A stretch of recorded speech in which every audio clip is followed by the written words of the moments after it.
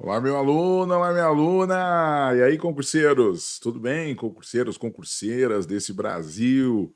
Vamos lá para mais uma questão, vamos lá para mais um Estudando por Questões, porque a nossa ideia aqui é mostrar para vocês como vocês estudam por questões e ser aqui o grande canal que vai mostrar para vocês exatamente esse caminho, exatamente essa forma de estudar por questões, mostrando para vocês o quão é importante a gente fazer um estudo por questões direcionado, ou seja, não é só fazer questões, é estudar efetivamente pelas questões, sabendo como se faz isso, sabendo, né, compreendendo exatamente esses pontos. Até porque a gente precisa muitas vezes fazer isso para compreender exatamente a forma que a banca vai agir, a forma como a banca vai atuar.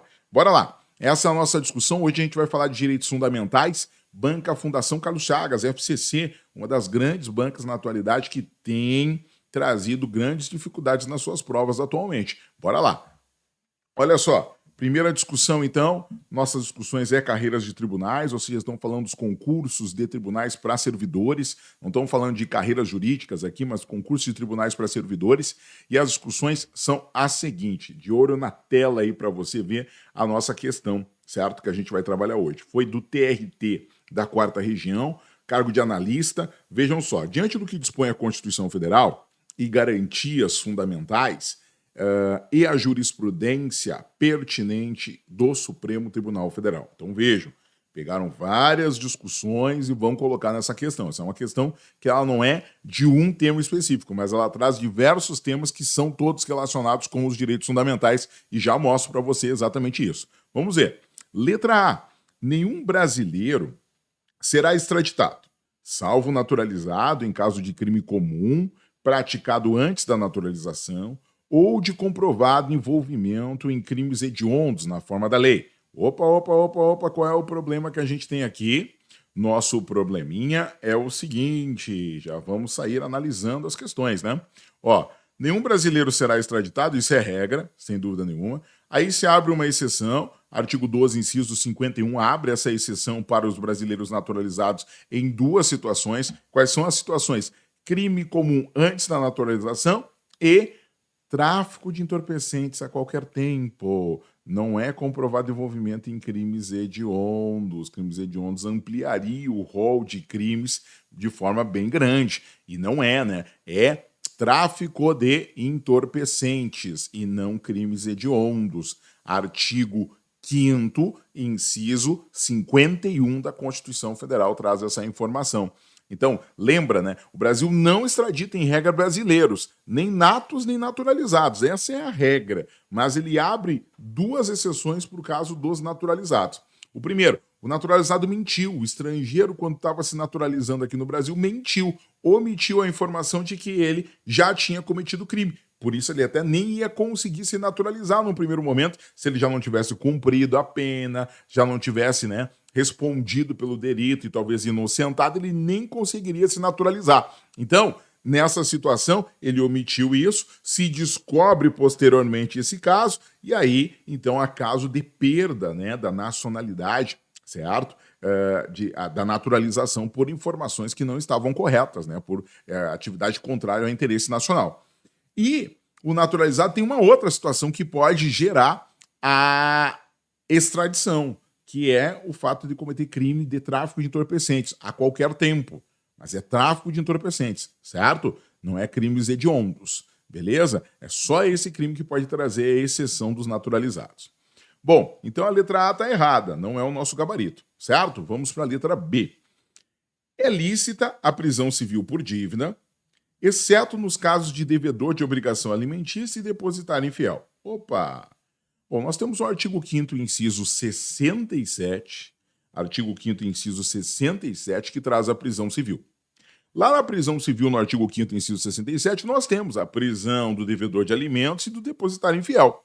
Se nós formos olhar o artigo 5º, inciso 67, nós vamos ter essas duas prisões civis. Perguntados, quais são as prisões civis presentes na Constituição na atualidade, hoje, em 2023?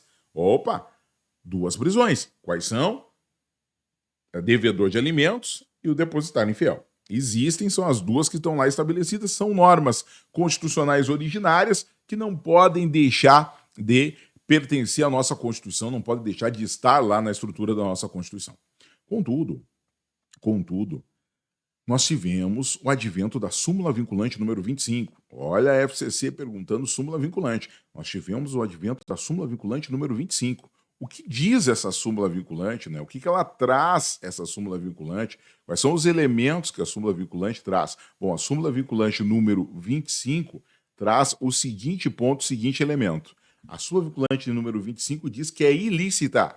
É ilícita a prisão civil do depositário infiel, seja qual for a modalidade do depósito. É ilícita. Então, nós temos o seguinte, ó.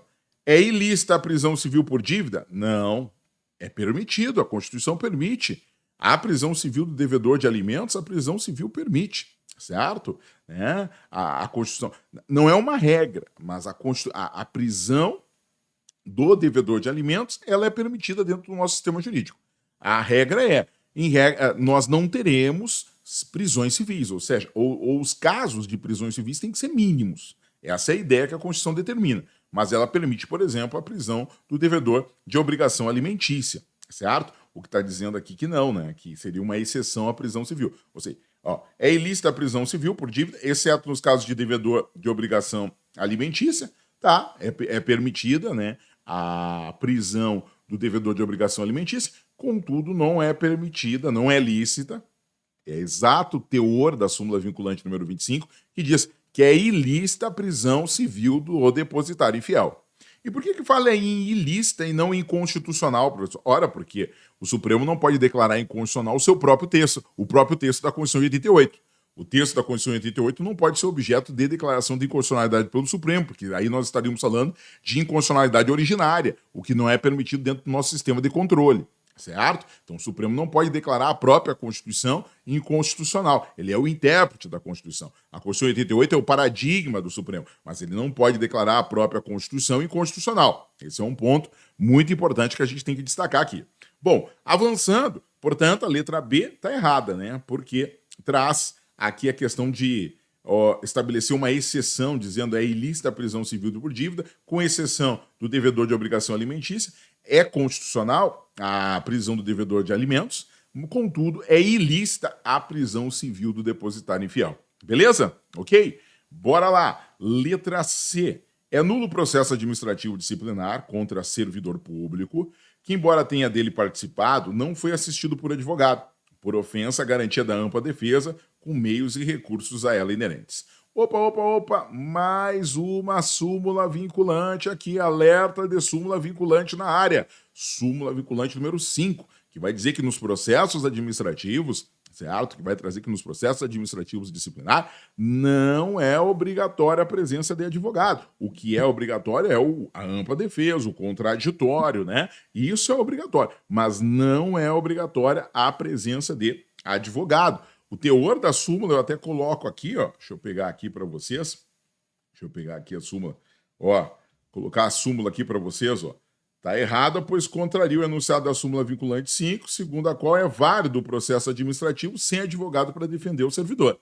Tá? Então, súmula vinculante número 5. Esse foi o cobrado aqui e estava errada a alternativa ali apresentada, exatamente porque ela não respeita a súmula vinculante número 5, certo? Trazendo aqui para vocês exatamente esse entendimento, ok? Súmula vinculante número 5 aqui apresentada. Vejam, é nulo o processo administrativo disciplinar contra servidor público que, embora tenha dele participado, não foi assistido por advogado, por ofensa à garantia da ampla defesa, com meios e recursos a ela inerentes, não é nulo, certo? Porque é válido um processo administrativo disciplinar sem a presença de advogado, desde que tenha sido respeitado a ampla defesa, o contraditório, né? Esse é o ponto. Judicialmente, aí sim. Agora, no processo administrativo, não. Beleza?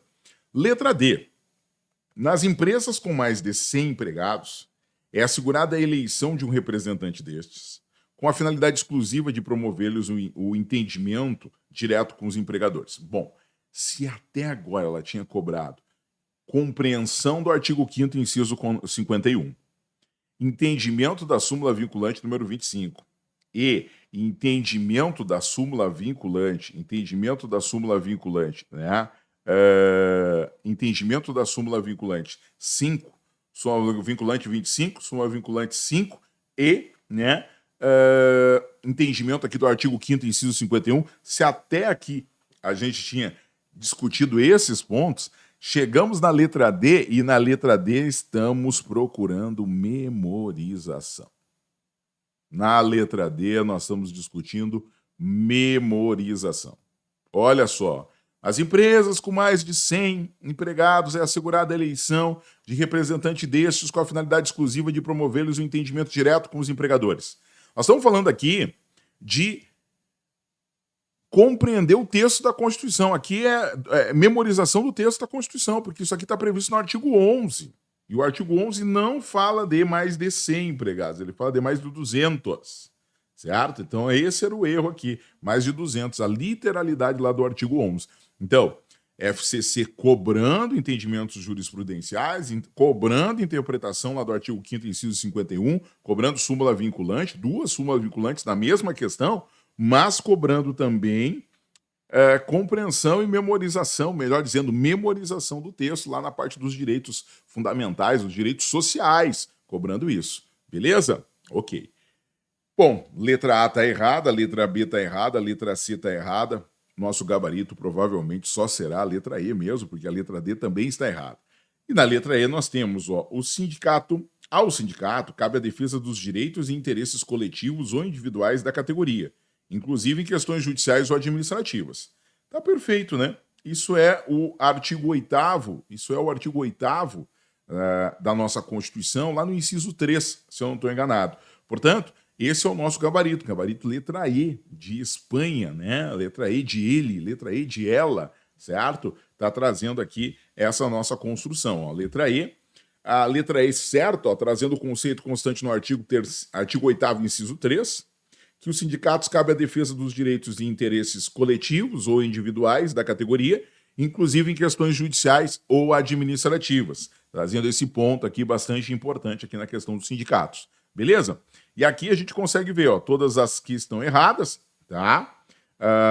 A letra D estava errada, né, porque eram 200 empregados, e aí a gente consegue estabelecer aqui, né, o nosso gabarito, fechando aqui a nossa questão, fechando aqui o nosso estudo por questões, que é sempre tão importante, que é sempre tão adequado, e a gente precisa compreender e estruturar esses pontos. Beleza? Gente, deixa eu deixar aqui um grande abraço para vocês, certo? Um abração aí para todos. Bora lá para a gente seguir estudando. Quero convidar vocês todos a assinarem o canal. Todo dia a gente tem aí questões novas para que vocês consigam estudar por questões e acompanhem o nosso canal, porque sempre tem novidade. Daqui a pouquinho vem o nosso clube de assinatura, né? Para vocês que gostam do nosso conteúdo e querem estar cada vez mais entendendo o direito constitucional, compreendendo o direito constitucional para a vida, para a advocacia, para a OAB e para concursos. Aqui você encontra o direito constitucional, os direitos humanos, para todas essas áreas. Bora estudar, porque juntos nós vamos te levar, sem dúvida nenhuma, aonde você quer chegar. Ou seja, na nomeação no concurso que você tanto almeja, ou lá, né, na aprovação do exame da ordem, ou na prática jurídica que você tanto quer. Bora estudar, pessoal. Valeu, tchau, tchau. Até a próxima.